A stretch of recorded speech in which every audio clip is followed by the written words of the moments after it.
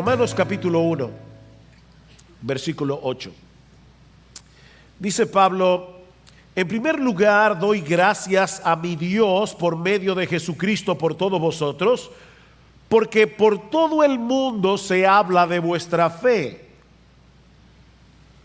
Pues Dios, a quien sirvo en mi espíritu en la predicación del evangelio de su Hijo, me es testigo de cómo sin cesar hago mención de vosotros siempre en mis oraciones, implorando que ahora, al fin, por la voluntad de Dios, logre ir a vosotros, porque anhelo veros para impartiros algún don espiritual a fin de que seáis confirmados, es decir, para que cuando esté entre vosotros nos confortemos mutuamente cada uno por la fe del otro, tanto la vuestra como la mía.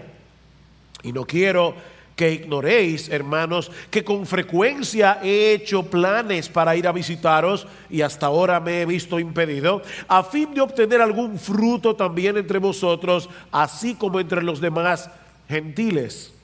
Tengo obligación tanto para con los griegos como para con los bárbaros, para con los sabios como para con los ignorantes.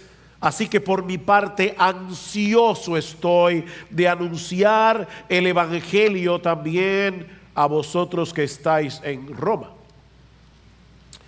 Si hay algo que es evidente en la vida del apóstol Pablo, es su pasión por Cristo y por su iglesia. Esto es algo que se percibe fácilmente al leer cualquiera de sus cartas, incluyendo esta carta a los romanos que comenzamos a estudiar la semana pasada. Pablo deseaba profundamente visitar esta iglesia, pero hasta el momento no había podido hacerlo, y es precisamente por esa razón que él les escribe esta carta. Aunque él no los conocía personalmente, deseaba bendecirlos con el evangelio, y ya que no había podido ir, entonces decide hacerlo por escrito. Ahora, Romanos, que es una carta bastante profunda, no es un ensayo teológico escrito a un grupo de estudiantes en un seminario. Es una carta escrita a un grupo de creyentes comunes y corrientes como tú y como yo. Pero Pablo conoce la importancia de tener una comprensión adecuada del evangelio y de sus implicaciones, y de ahí la urgencia de enviarles esta carta, que, como decía, por momentos se torna profunda teológicamente hablando.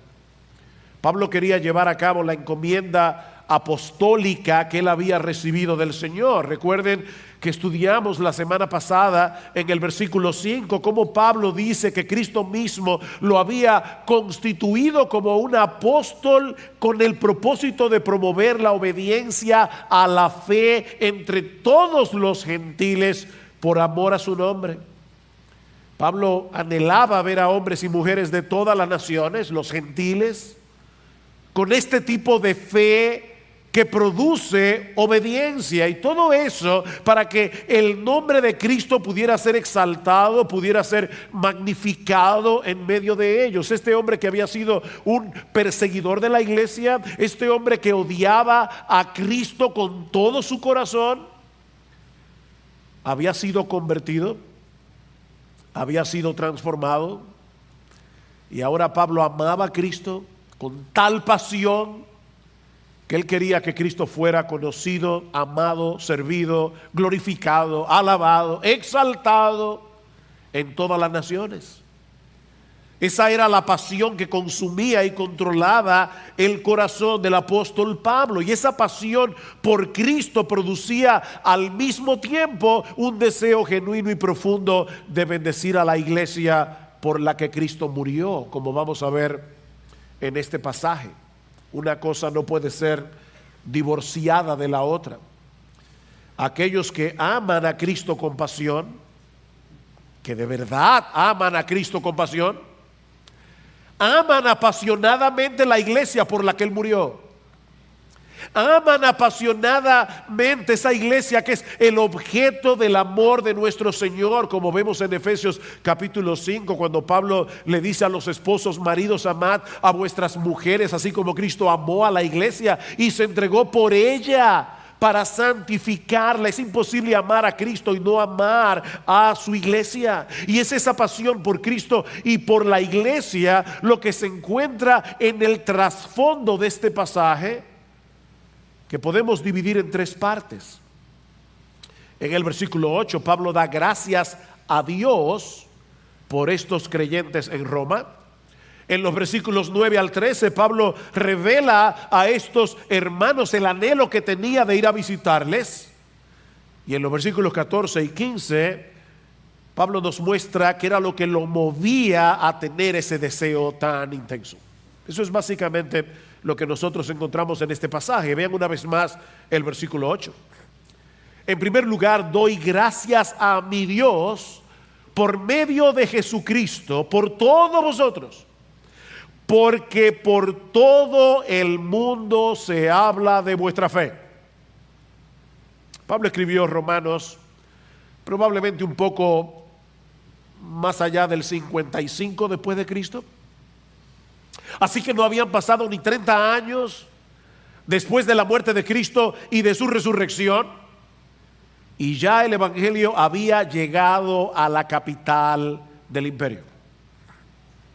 Eso era algo tan impresionante, era tan sorprendente, que la noticia, dice Pablo, se había esparcido por todo el mundo. Los cristianos en otras partes comentaban el hecho tan extraordinario de que en tan poco tiempo el evangelio haya alcanzado un lugar de tanta importancia estratégica y al mismo tiempo tan corrupto y tan depravado como la ciudad de Roma.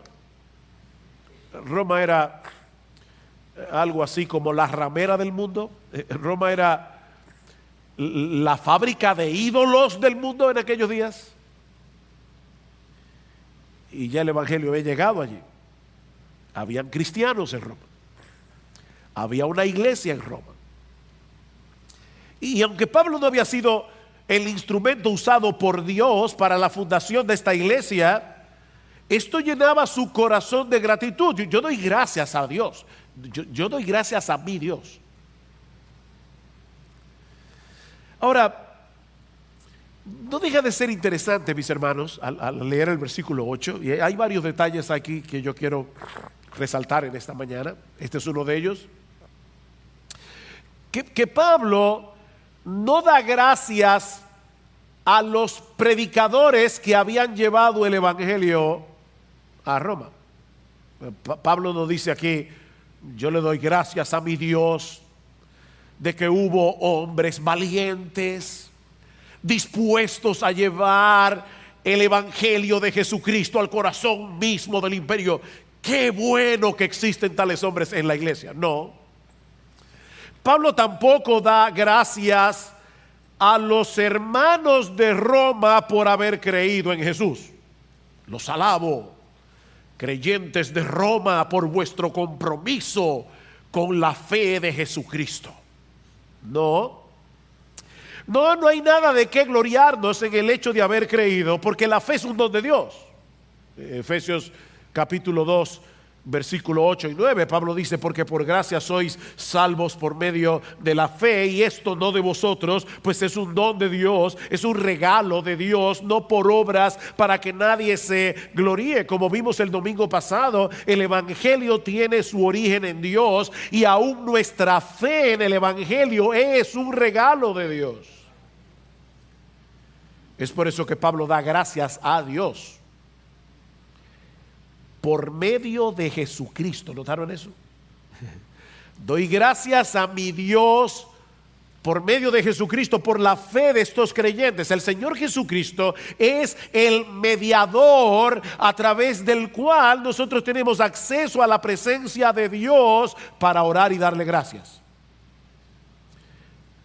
Miren, mis hermanos, nosotros ni siquiera podríamos acercarnos a Dios para manifestarle nuestra gratitud de no ser por Jesucristo. No podríamos. De no ser por la mediación de Jesús. Él es el que hace posible que podamos acercarnos al trono de la gracia al habernos reconciliado con el Padre por medio de su muerte en la cruz. Hay un solo Dios y hay un solo mediador, mi amigo. Eso es lo que dice la Biblia. No hay 10 mediadores, no es Jesús y María, es Jesús y solo Jesús. Hay un solo Dios. Y hay un solo intermediario, hay un solo puente, hay un solo mediador que nos lleva a la presencia misma de Dios. De manera, mis hermanos, que la salvación es del Señor, de principio a fin. Y por lo tanto, solo Él merece la gloria. Sin embargo, al mismo tiempo, nosotros vemos en este pasaje que a Pablo se le había encomendado la tarea de promover la obediencia a la fe entre los gentiles, como dice el versículo 5. Doy gracias a Dios porque les ha dado la fe, pero yo tengo que ir a predicarles el evangelio.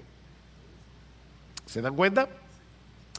Y eso nos introduce, mis amados hermanos, amigos que están aquí en esta mañana, a uno de los grandes misterios de la fe cristiana y de hecho a uno de los grandes temas de la carta a los romanos: la relación entre la soberanía de Dios y la responsabilidad del hombre.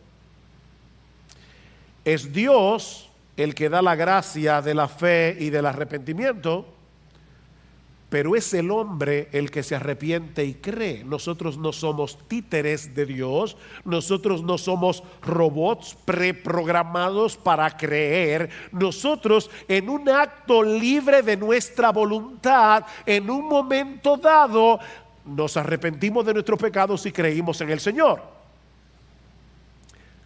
Porque el Dios soberano había determinado desde antes de la fundación del mundo que nos íbamos a arrepentir y creer. Y Cristo en la cruz del Calvario compró para nosotros arrepentimiento y fe. Pero no solo eso. Es Dios el que obra soberanamente en el corazón del pecador, pero Él lo hace a través de la predicación del Evangelio. Noten el versículo 9 que vamos a ver en un momento, todavía no hemos llegado ahí, pero Pablo dice: pues Dios, a quien sirvo en mi espíritu, y esta frase puede traducirse también como la Nueva Versión Internacional, a quien sirvo con todo mi corazón en la predicación del Evangelio de su Hijo. Dios es el que obra, pero Él obra a través de medios. De manera que nadie se va a salvar sin la predicación del Evangelio. Porque a Dios le ha placido salvar a los creyentes por la locura de la predicación. Eso es lo mismo que vemos más adelante en Romanos capítulo 6, versículo 17. Pablo había estado hablando acerca de que nosotros, antes de venir a Cristo, éramos esclavos del pecado.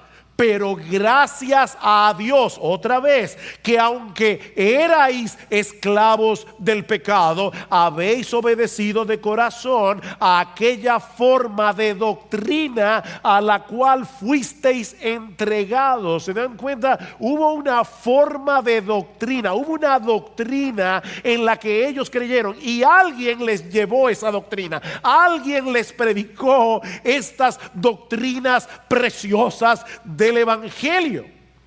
Y ahora Pablo dice: yo doy gracias a Dios que aunque erais esclavos del pecado, habéis obedecido de corazón aquella forma de doctrina a la cual fuisteis entregados, y libertados del pecado vinisteis a ser siervos de la justicia. Dios es soberano, el hombre es responsable. Esta es una tensión que encontramos a través de toda la Escritura y que ninguna mente finita como la tuya y la mía es capaz de entender plenamente. No es que no podemos entender nada, Por eso decimos que esto es un misterio, no un enigma. Un enigma es una pared infranqueable, no se puede penetrar. Un misterio es un océano sin fondo. Tú te puedes tirar y de acuerdo a tus pulmones intelectuales y espirituales vas a llegar hasta cierta profundidad, pero siempre, no importa qué tan profundo tú seas, siempre va a haber debajo de tus pies un océano infinito al que nunca vas a llegar. Así que aquí tenemos una tensión que ninguna mente finita es capaz de entender plenamente o de explicar de una manera completamente satisfactoria. Dios es soberano, el hombre es responsable. Y mis hermanos, créanme, no es exagerado decir que muchos de los errores, muchas de las herejías que han surgido a lo largo de los siglos en la historia de la iglesia han tenido su origen en el intento de eliminar esta tensión. ¿Y cómo lo han hecho? Bueno, algunos lo hacen debilitando la soberanía de Dios, dejando la salvación en última instancia en manos del pecador, como lo hace el arminianismo y el catolicismo romano. Otros lo hacen debilitando la responsabilidad humana a favor de la soberanía de Dios, como es el caso de los hipercalvinistas. Pero lo cierto es, mis amados hermanos, que la Biblia da por sentado estos dos lados de la moneda actuando al mismo tiempo, actuando en el mismo evento, no al mismo tiempo. La soberanía de Dios siempre va primero, porque es la soberanía de Dios, pero siempre actuando en el mismo evento, como vemos claramente en la siguiente sección de la carta, versículo 9. Pues Dios, a quien sirvo en mi espíritu en la predicación del evangelio de su Hijo, me es testigo de cómo sin cesar hago mención de vosotros siempre en mis oraciones, implorando que ahora al fin por la voluntad de Dios logre ir a vosotros. Pablo pone a Dios de testigo de que sin cesar él oraba por estos hermanos y que él le pedía a Dios en oración: por favor, Señor, en tu santa y perfecta voluntad, concédeme el anhelo de mi corazón, déjame ir a Roma, déjame ir a Roma. Pablo quería ir a Roma, vean el versículo 11, porque anhelo veros. Versículo 13, no quiero que ignoréis, hermanos, que con frecuencia he hecho planes para ir a visitarlos. Versículo 15, así que por mi parte ansioso estoy de anunciarles el evangelio. ¿Ven el punto? Pablo quería ir a Roma y él le oraba a Dios: por favor, Señor, déjame ir a Roma. Pero al mismo tiempo él se sentaba a planificar cómo llevar a cabo este proyecto. ¿Ven el versículo 13?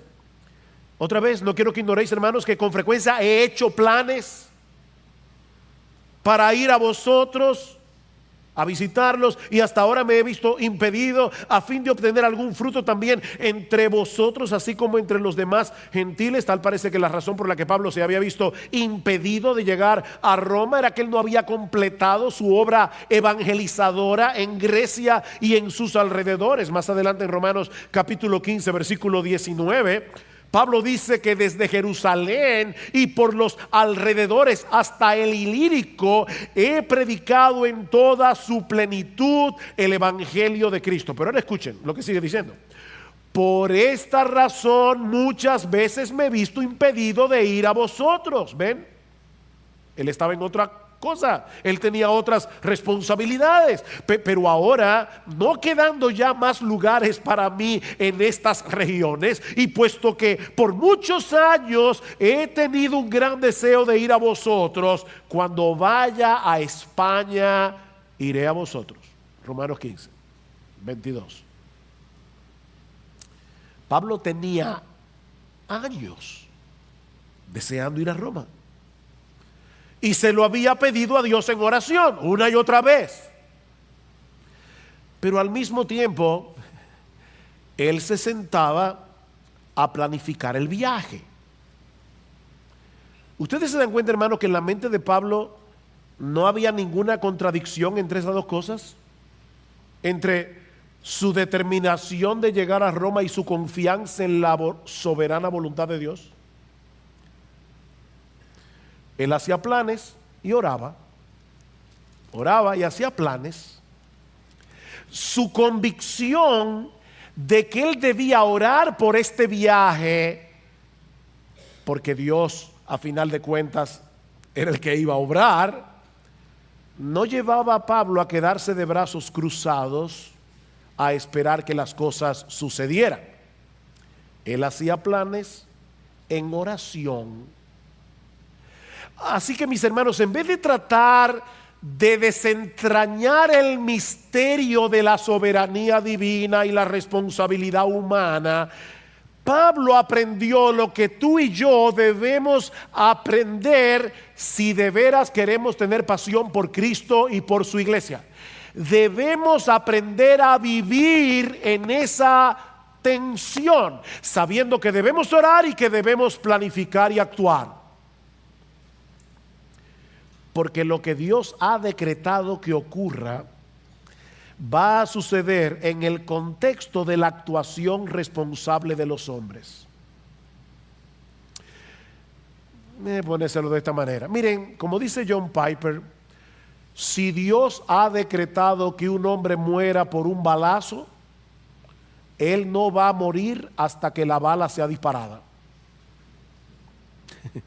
Es así de simple.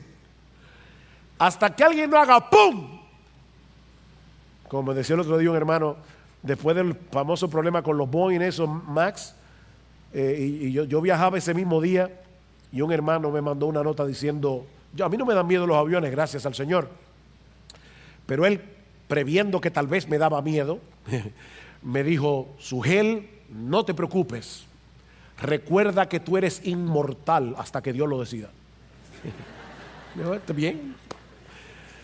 Qué bueno saber eso. Debemos orar, debemos planificar y debemos actuar. Son tres patas de la misma mesa.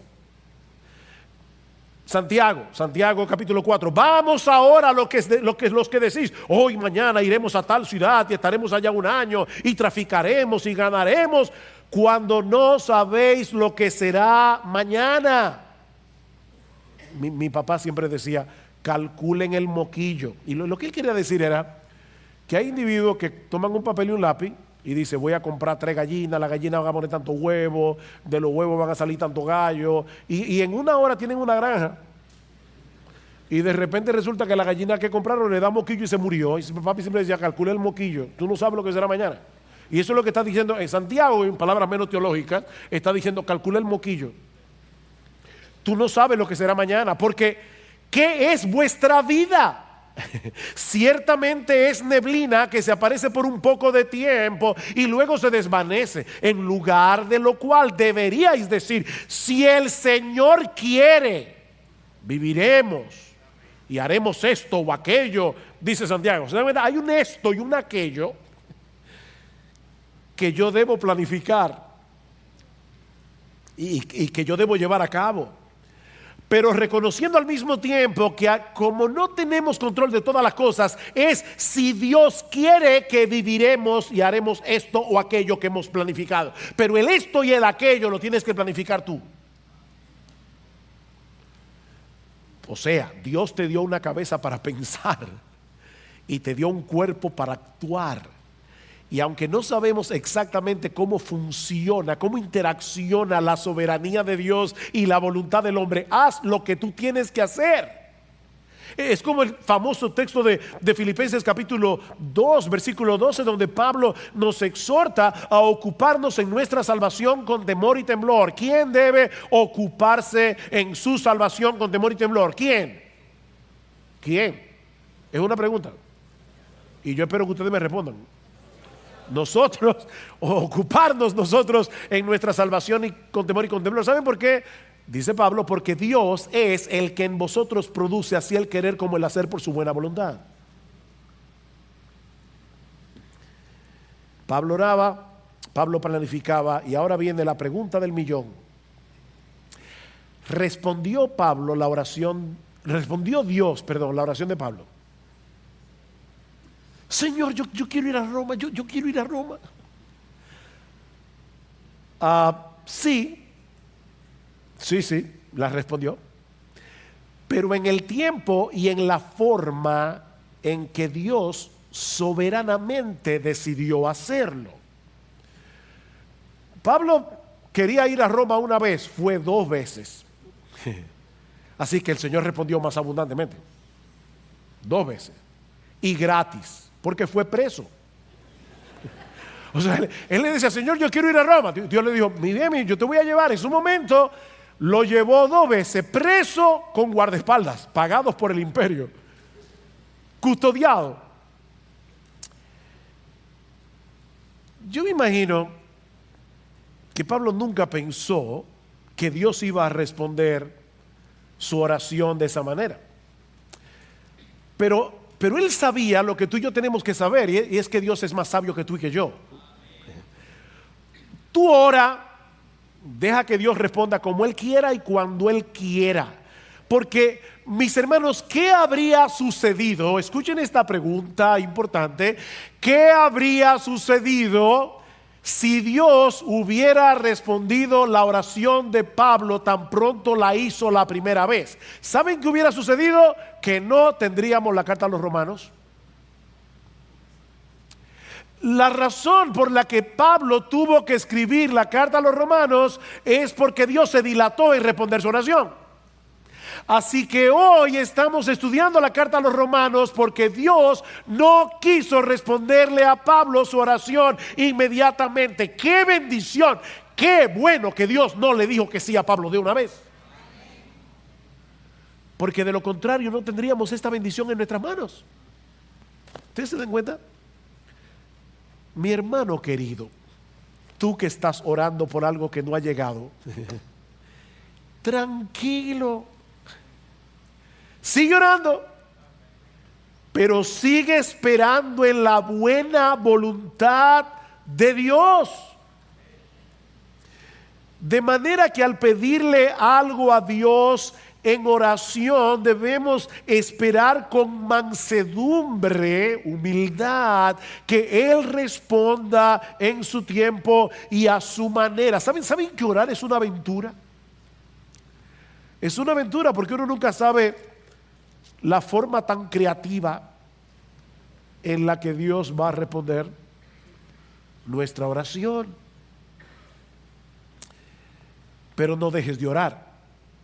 Porque la Biblia dice en Santiago capítulo 4 versículo 2 que no tenemos lo que deseamos porque no pedimos. En la soberanía de Dios, Él ha decretado hacer lo que Él va a hacer a través de nuestras oraciones. Pastor, yo no entiendo. No hay problema, yo tampoco. Pero obedece. Que Dios dice en su palabra, tú no tienes lo que quieres porque no lo pides. Así de sencillo. Pero tampoco dejes de planificar y de actuar, porque la Biblia también dice en Proverbios capítulo 20 versículo 18 que los proyectos con consejo se preparan y con dirección sabia se hace la guerra. Y en Proverbios capítulo 13 versículo 4 dice que los perezosos desean muchas cosas pero no alcanzan nada. Yo quisiera hacer esto y lo otro y lo demás allá.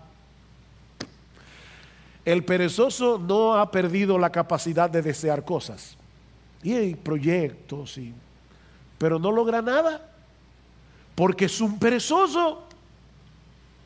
Ahora, ¿qué era lo que Pablo quería hacer en Roma? Esa es otra pregunta.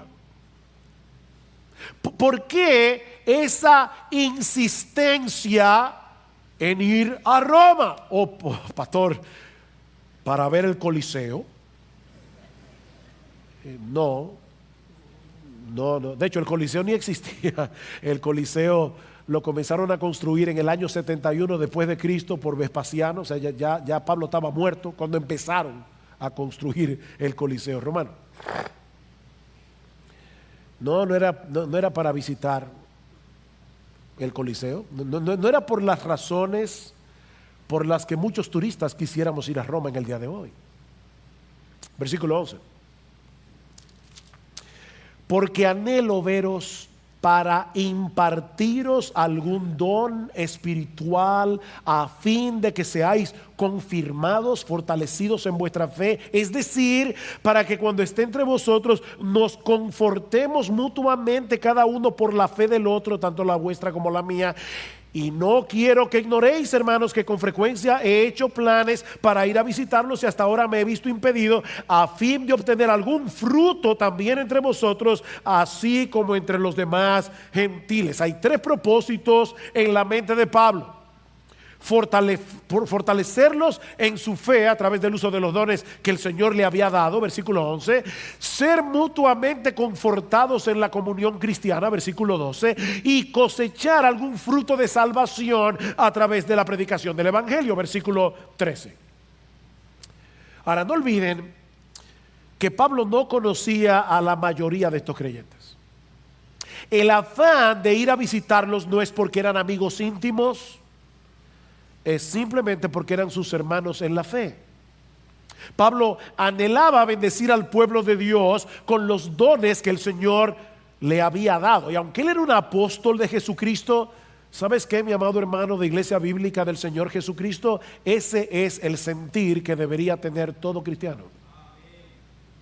Todo cristiano. Déjame hacerte una pregunta. Y por favor, sé honesto en tu propia conciencia. Hoy en la mañana, tú te estabas preparando para venir a la iglesia. ¿Te pasó por la cabeza la idea de que tal vez hay alguien en este cuerpo local de creyentes que necesita de ti? De tal manera que tú le dijiste: Señor, voy a la iglesia y no voy únicamente a oír tu palabra, yo voy también a bendecir a otro porque soy parte de un cuerpo. Por favor, Señor, muéstrame en qué manera yo puedo bendecir a mis hermanos. Porque en Hebreos capítulo 10, versículo 23 en adelante, dice que esa es una de las razones por la que no debemos dejar de congregarnos, como algunos tienen por costumbre, para poder exhortarnos mutuamente, dice el autor de la carta a los Hebreos. Pablo no conocía a estos creyentes, pero él quería bendecirlos. ¿Saben cuál es mi trabajo aquí hoy en la mañana? Mi trabajo es equiparte a ti para que tú hagas la obra del ministerio. ¿No es eso lo que dice Pablo en Efesios capítulo 4, versículo 11? Y el mismo Cristo os dio que algunos sean pastores maestros a fin de equipar a los santos para la obra del ministerio. Todos los santos hacen la obra del ministerio. Nosotros deberíamos anhelar ver a otros creyentes fortalecidos, ver a otros creyentes creciendo en su fe y dando fruto, aunque no sean amigos cercanos. Simplemente porque amamos a Cristo, porque amamos su iglesia, porque amamos ver su imagen más claramente reflejada en nosotros y en otros. Y yo te pregunto, mi hermano, ¿de verdad tú deseas eso?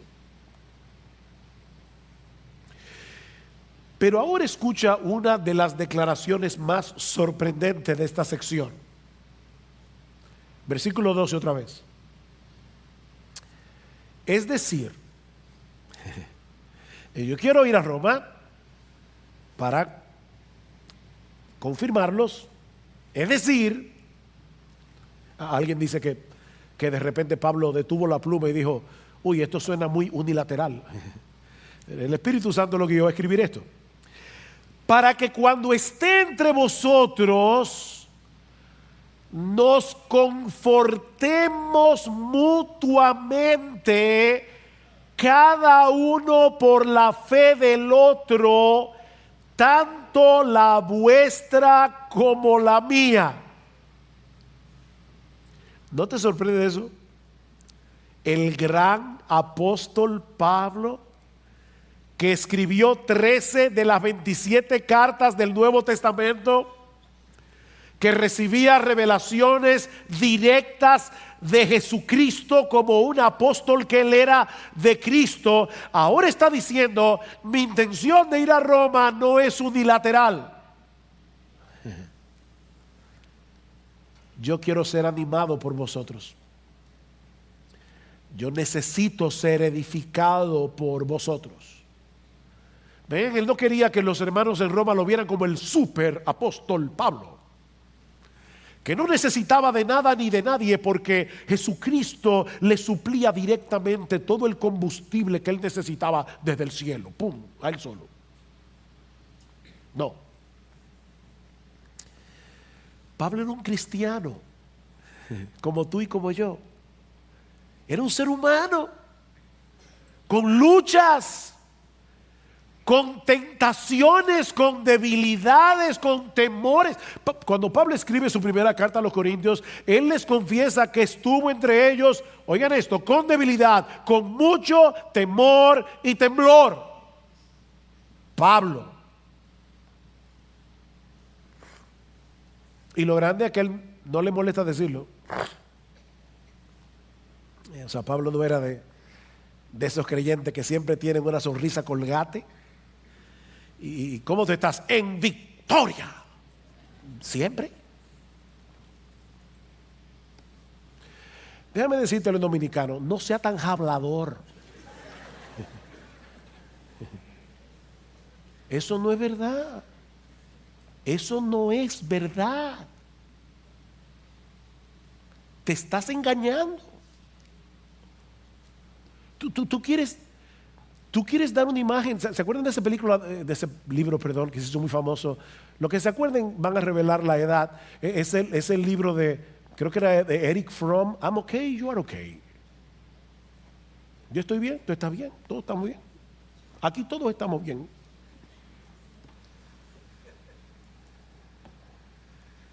Miren, mis hermanos, no pongan a los pastores en la lista de los superhéroes de Marvel.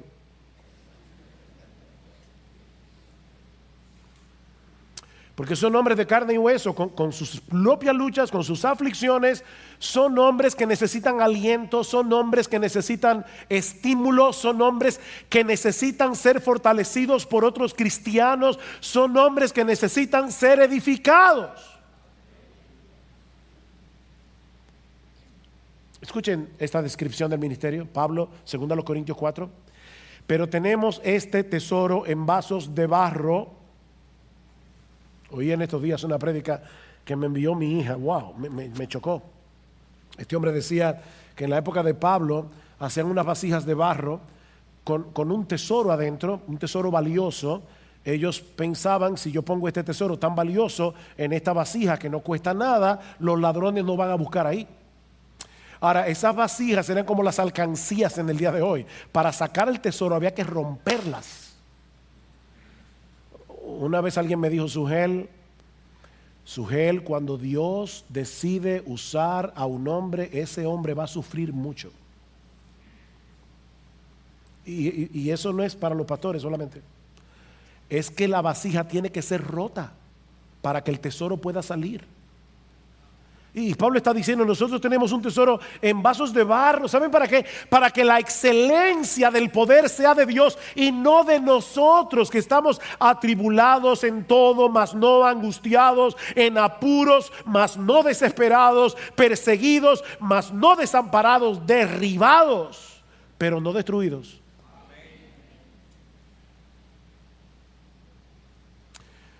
Oh, mis hermanos, nunca dejen de ver a sus pastores como hombres necesitados de sus oraciones, de sus palabras de aliento y de edificación, porque ellos necesitan de ti, así como tú necesitas de ellos.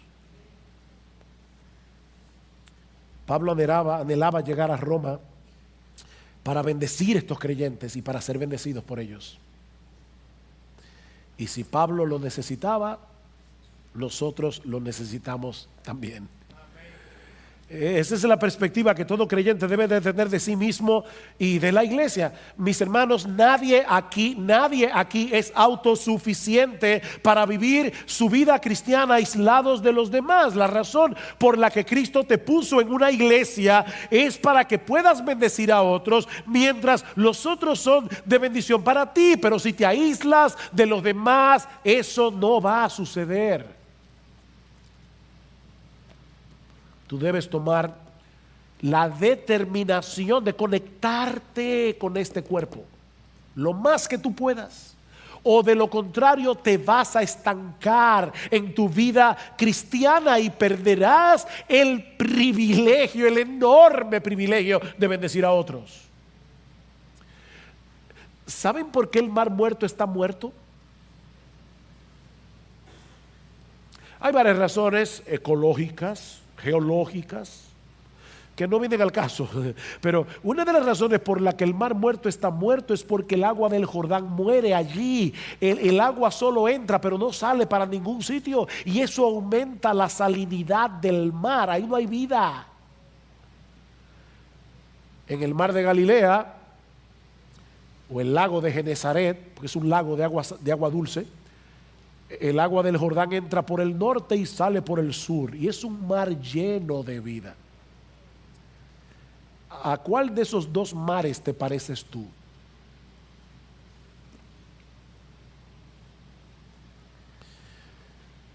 ¿Eres de los que vienes a la iglesia los domingos únicamente a recibir el agua desde el púlpito? ¿O esa palabra resuena de tu corazón al corazón de otros cada semana? Pero hay algo más en nuestro texto que veremos más brevemente. Ya vimos que Pablo da gracias a Dios por estos creyentes en Roma. Ya vimos que Dios pide en oración a Dios la oportunidad de visitarles. Pero ahora Pablo quiere revelar a estos hermanos la motivación detrás de su anhelo, si quieren ponerlo de otro modo, la fuerza motora que mantiene en movimiento esa determinación en el corazón de Pablo. Versículo 14. Tengo obligación tanto para con los griegos como para con los bárbaros, para con los sabios como para con los ignorantes.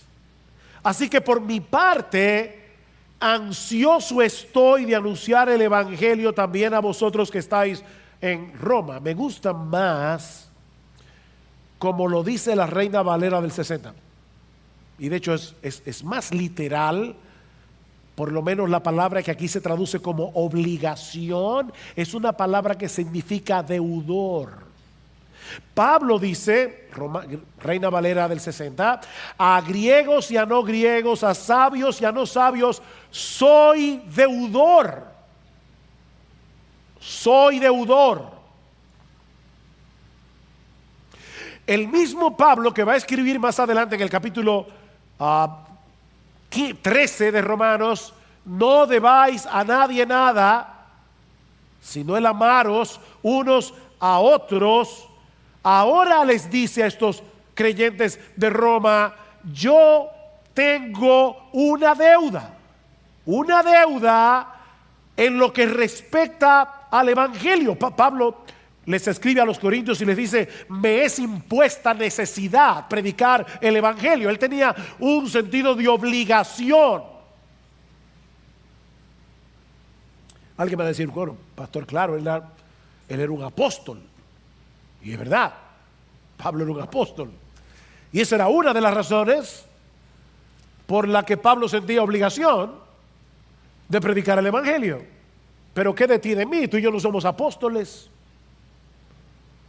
Y la mayoría de ustedes no son pastores. ¿Podemos nosotros identificarnos con estas palabras de Pablo? Y poder decir como él, yo soy deudor, yo debo el evangelio. Observa algo importante aquí, muy importante, muy importante. Mis hermanos, ¿de quién era deudor Pablo? Pablo dice, yo soy deudor. ¿Deudor de quién?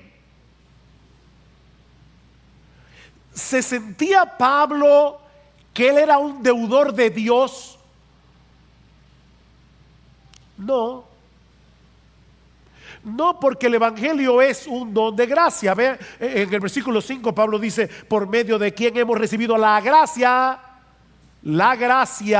y el apostolado para promover la obediencia a la fe. Y más adelante va a decir que la salvación es por fe y para fe, como está escrito, mas el justo por la fe vivirá. La salvación es por gracia. Y la gracia es un don que Dios nos da gratuitamente. Nosotros teníamos una deuda con Dios por causa de nuestros pecados, pero esa deuda fue cancelada. Esa deuda fue pagada hasta el último centavo por nuestro Señor Jesucristo. Así que la gracia no nos hace deudores de Dios, porque de lo contrario ya no sería gracia. No, Pablo era deudor de los griegos y de los bárbaros. Los bárbaros era como los griegos veían a todo el mundo, porque ellos se veían como superiores, y por eso se inventaron la palabra bárbaro, que en griego suena igual que en español, bárbaro. Es como una gente que habla mucho disparate, bla, bla, bla, bla. Es una palabra onomatopéyica. ¿Se entendió, verdad? Las palabras onomatopéyicas suenan como lo que significan.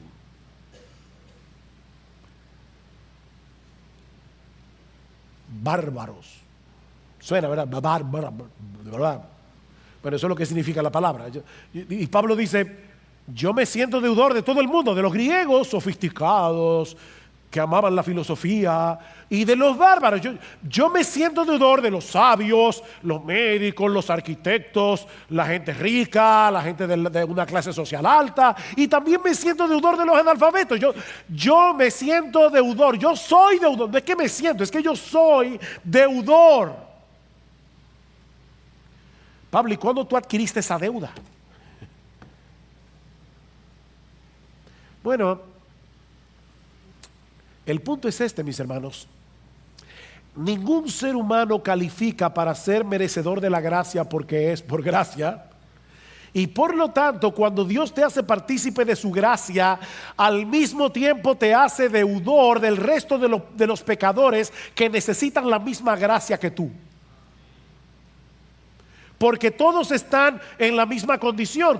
Cuando tú te ves a ti mismo como un miserable pecador que solo merece la condenación del infierno, y llegas a entender que Dios te miró con ojos de misericordia, tuvo compasión de ti por ninguna razón que no fuera su pura gracia, ¿acaso no debería eso moverte a ti a dar de gracia lo que de gracia recibiste, como dice Jesús en Mateo capítulo 10, versículo 8?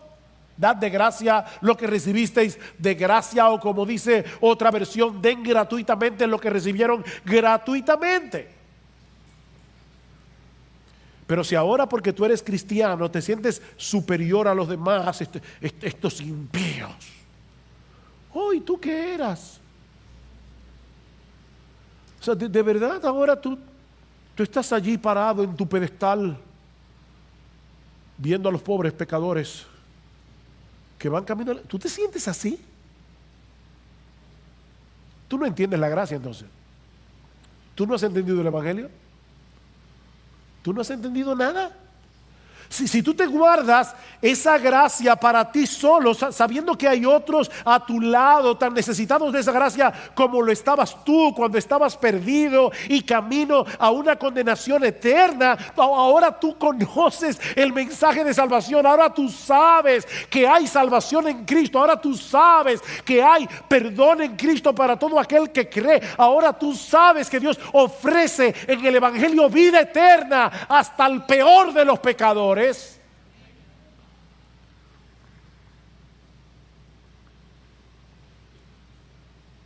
¿Y tú no quieres compartir eso?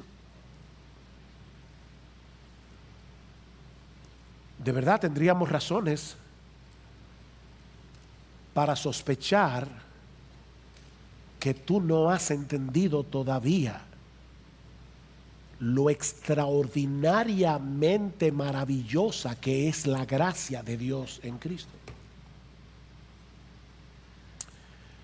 Es una especie de deuda moral, pero es mucho más que eso.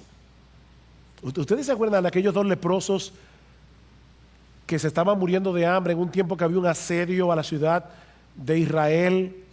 Y de repente el campamento de los asirios, Dios les envió un temor tan grande que salieron huyendo, y estos israelitas dijeron: mira, ya vamos a donde los asirios, si nos toman prisioneros por lo menos nos van a dar de comer. Y cuando llegan encuentran el campamento vacío, porque los asirios habían huido, los sirios, perdón, habían huido, y estaba todo lleno de ropa, comida, y estos hombres comienzan a comer como unos desaforados. Y de repente uno de ellos le dice: no está bien lo que estamos haciendo, esto no está bien. Ahí hay un pueblo muriéndose de hambre y nosotros estamos aquí comiendo un banquete. Oh, mis hermanos, allá afuera hay un mundo muriéndose en sus pecados. Y nosotros estamos aquí tranquilamente en aire acondicionado recibiendo un banquete cada domingo del Evangelio de Jesucristo. Es una deuda moral, pero es más que eso. Es más que eso. La gracia de Dios nos hace deudores, no a Dios, recuerden, a los que necesitan la misma gracia que tú. Esa gracia nos hace deudores, pero con una deuda que no es una imposición legalista, es una deuda de asombro, de gozo y de gratitud. Cuando los discípulos fueron amenazados para que no siguieran hablando más en el nombre de Cristo, ¿saben lo que ellos dijeron? No podemos dejar de decir lo que hemos visto y oído. No podemos. Si nos quieren matar, como hicieron con esos creyentes en Sri Lanka en la mañana de hoy, que nos maten, que no podemos. El Hijo de Dios se hizo hombre para obedecer perfectamente la ley de Dios en nuestro lugar. Luego fue a la cruz a pagar nuestra deuda con la justicia del Padre. Por causa de Él, todos nuestros pecados han sido perdonados. Él nos ha librado de la condenación del infierno. Él nos ha dado gratuitamente por gracia el don de la vida eterna. Y ahora ustedes pretenden que no digamos nada.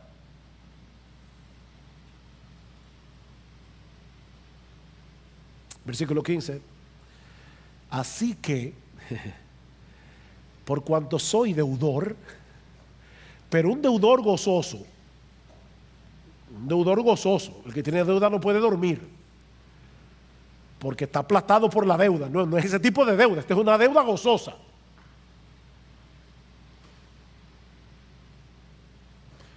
Por mi parte, ansioso estoy de pagar esa deuda. Ansioso, yo no veo la hora de llegar a Roma y decirle a estos romanos que hay salvación en Cristo, decirle a estos romanos que son adictos al poder, que se creen la última Coca-Cola del desierto, que el Evangelio es verdadero poder. Yo no veo la hora, ansioso estoy de anunciar el Evangelio también a vosotros que estáis en Roma. Y noten que no era simplemente para predicar el Evangelio a los perdidos. A vosotros que estáis en Roma, a los que recibieron la carta, que eran cristianos. Porque el mismo Evangelio que salva es el mismo Evangelio que santifica, es el mismo Evangelio.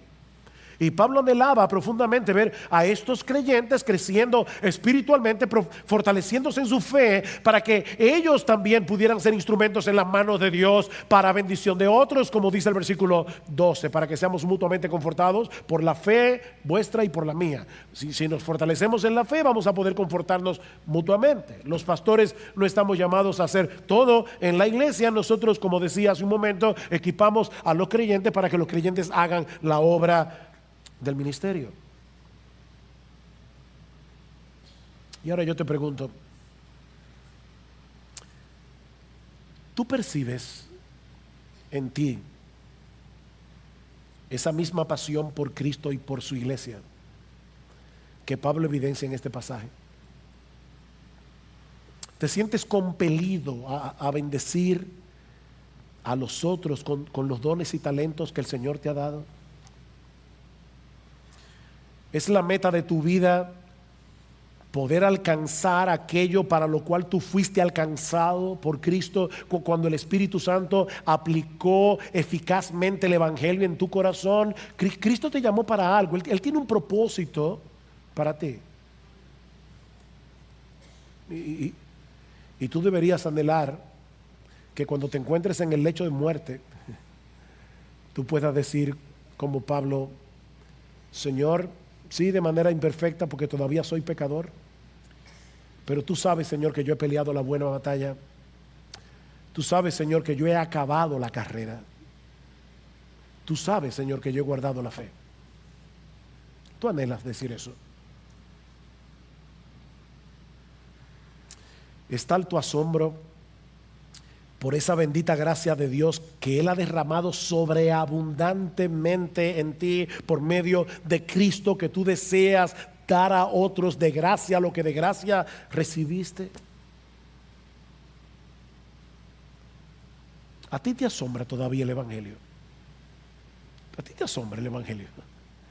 En la medida en que tú ves este diamante, porque de hecho, la semana que viene es que vamos a hablar del versículo 16 y 17. Yo los exhorto a que inviten a todo el que ustedes quieran para predicarles que el Evangelio es poder de Dios para salvación. Pero fíjense la conexión. Pablo dice: yo estoy ansioso de ir a predicarles el Evangelio a vosotros que estáis en Roma, versículo 16, porque no me avergüenzo del Evangelio. En otras palabras, la razón por la que yo quiero ir a Roma a predicar el Evangelio es porque yo me glorío en el Evangelio. Es una forma de decirlo al revés. Al decir no me avergüenzo, está diciendo yo me glorío. Yo me glorío en este mensaje. No me avergüenzo. No me avergüenzo de decir que soy evangélico. No me avergüenzo de decir que yo he creído en Jesucristo. No me avergüenzo de decir que yo creo que yo iba camino al infierno y que Cristo me rescató por su muerte en la cruz. Yo no me avergüenzo de ese evangelio, porque ese evangelio es y seguirá siendo hasta que Jesucristo vuelva, poder de Dios para salvación.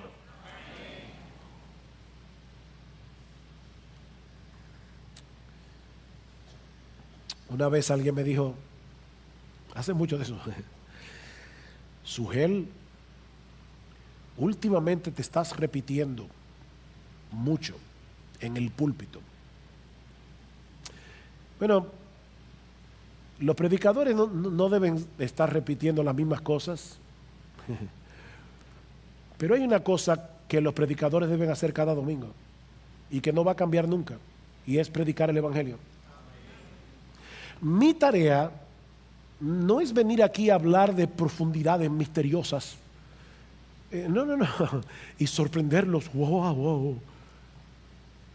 No, mi tarea es, de la manera más sencilla posible, predicarles el Evangelio todos los domingos.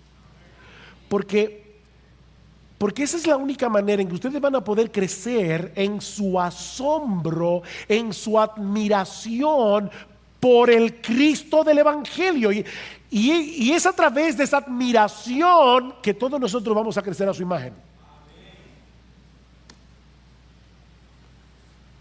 Así que Go within the winter's night, and though the winds may howl outside, inside we are warm, for in the music we confide, and weather any storm. Oh, the sound of winter's serenade, a symphony so sweet. 6 strings of love and dreams convey where hearts and coldest meet. Every note a star above, in the sky so deep and wide, the song of winter's tender love. In the night we confide, as the final notes ascend, and the fire fades to gray. The melody will never end, within our hearts it stays. Through the echoes of the night, and the winter's golden grace, the music is our guiding light, our love's eternal trace. Oh, the sound of winter's serenade, a lullaby so dear. In the night where dreams are made, we hold each other near. Every note a promise clear. In the silent winter spell, together we have nothing to fear. In the song we dwell.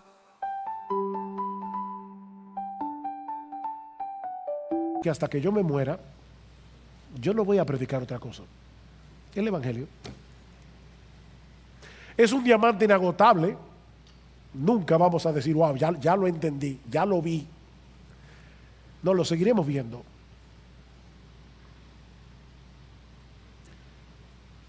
Pero es la única forma, predicando el Evangelio, que nosotros vemos a Cristo glorioso. Y cuando vemos a Cristo glorioso, somos transformados de gloria en gloria en la misma imagen, como por el Espíritu del Señor. Y si tú estás aquí sin Cristo en esta mañana, mi amigo, el anhelo de nuestro corazón es que tú también seas alcanzado con esa bendita gracia en esta misma hora.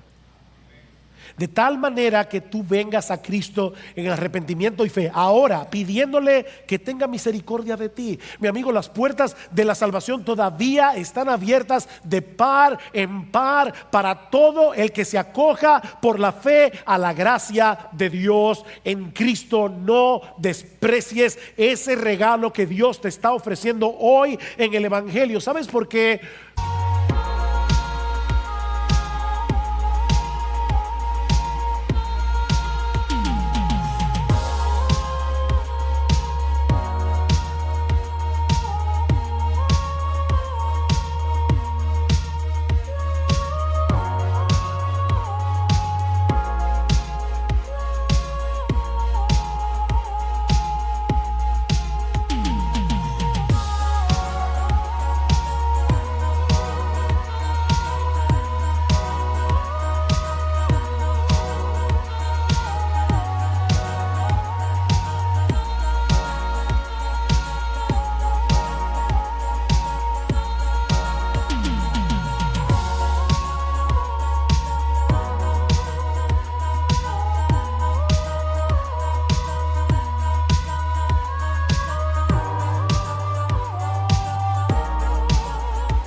Porque nadie puede saber con certeza cuándo será la última vez que ese regalo le será ofrecido.